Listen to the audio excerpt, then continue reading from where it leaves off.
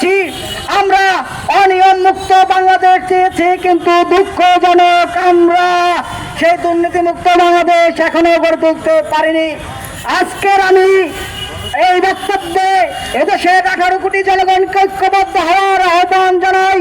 July August বিপ্লবের জনাকাঙ্ক্ষা বাস্তবায়ন করার জন্য আমরা বদ্ধপরিকর। আগামী দিনে এই চলমান গণতান্ত্রিক উত্তরণের আন্দোলনে আমরা রাজপথে আছি এবং থাকবো। বাংলাদেশ জিন্দাবাদ, ইনকিলাব জিন্দাবাদ, মেহনতি মানুষের মুক্তির মিছিলে আমরা আছি, থাকবো ইনশাআল্লাহ। ধন্যবাদ।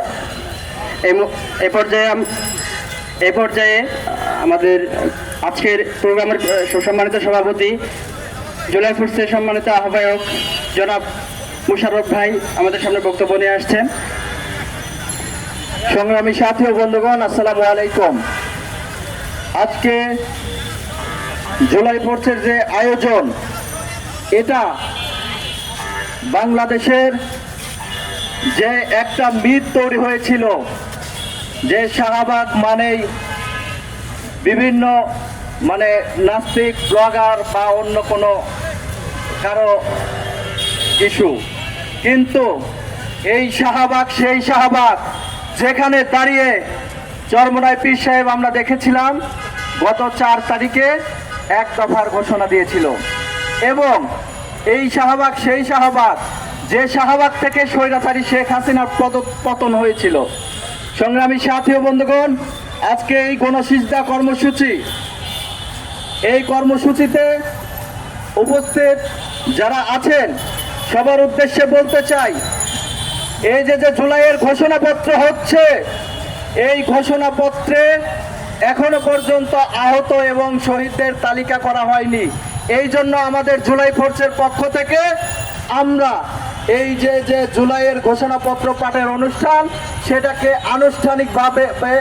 আনুষ্ঠানিকভাবে বয়কট ঘোষণা করছি।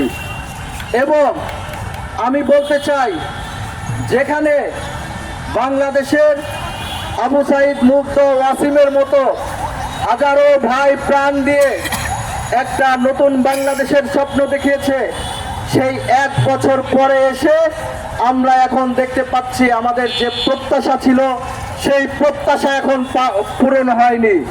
জুলাইয়ের যে ঘোষণাপত্র, সেই ঘোষণাপত্রে আমাদের আহত ভাইদের বা শহীদদের ওই রকম প্রাপ্য সম্মান দেওয়া হয়নি। যে গণহত্যাকারী আওয়ামী লীগ, সেই আওয়ামী লীগের বিচারের যে রোডম্যাপ, সেই রোডম্যাপ সেখানে ঘোষণা করা হয়নি। এই জন্য আমরা এই ঘোষণাপত্র পাঠকে আমরা বয়কট করতে চাই এবং বলতে চাই, অনতিবিলম্বে বাংলাদেশের যত শহীদ আছে, আহত আছে, সবার তালিকা করতে হবে এবং শ্বেতপত্র প্রকাশ করতে হবে। এবং পাশাপাশি প্রত্যেকের আহত এবং শহীদদের যে বিচার, এই যে গণহত্যার বিচার, স্বৈরাচারী শেখ হাসিনার বিচার, সেই বিচার বাংলাদেশের মাটিতে হতে হবে। জুলাই ফোর্সের পক্ষ থেকে বলতে চাই, এই বিচার যদি না হয় তাহলে অতি বিলম্বে আমরা এই স্বৈরাচারী যে শেখ হাসিনার বিচার আমরা দেশের জনগণ মিলেই করব। সংগ্রামী সাথী ও বন্ধুগণ, বক্তব্যের সময় নেই। আমাদের যে কর্মসূচি